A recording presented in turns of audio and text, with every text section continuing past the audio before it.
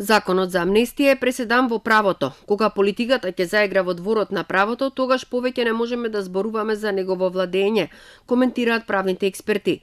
Поранешниот судија во Уставниот суд Трендафил Ивановски вели дека иако ова е изнуден потек од кој зависат многу процеси во државата, недозволиво е некој да се амнестира без да има судска пресуда. Собранието прифати, јавноста беше принудена да прифати еден макијавелистички принцип, да целта ги оправдува средствата.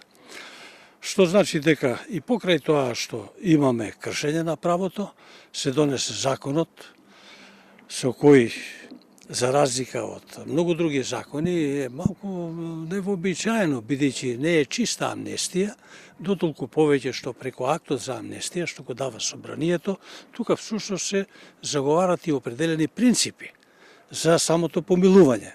Професорот по кривично право Никола Тупанчевски на својот Facebook профил напиша: уникатен карактер на закон за амнестија непознат во компаративното право. Тој треба да биде базично четиво за идните студенти, како не треба да изгледа ваков закон.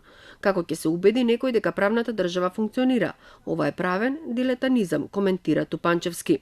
Специјалната обвинителка Катица Јанева одбива да ја коментира содржината на законот со образложение дека не е во незиниот домен на работа, но сепак укажува дека овој закон нема никаква сличност со амнестијата што во 2016 година ја даде председателот на државата Ѓорѓе Иванов за обвинетите во случаите што ги води СЈО.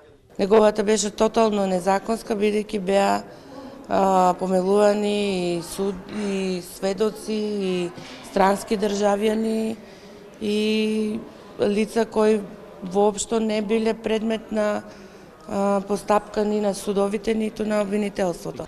Владата и натаму верува дека тие не се мешат во судската власт. Законот за амнестија е производ на историските процеси кои во моментов се случуваат. Овие политички одлуки се разбира дека носат политичка одговорност, но важно е дека мешање во судството нема, ниту ќе има по било која основа. Законот за амнестија веќе е испратен на потписка и председателот Иванов, пошто се очекува да се објави во службен весник и да стапи на сила.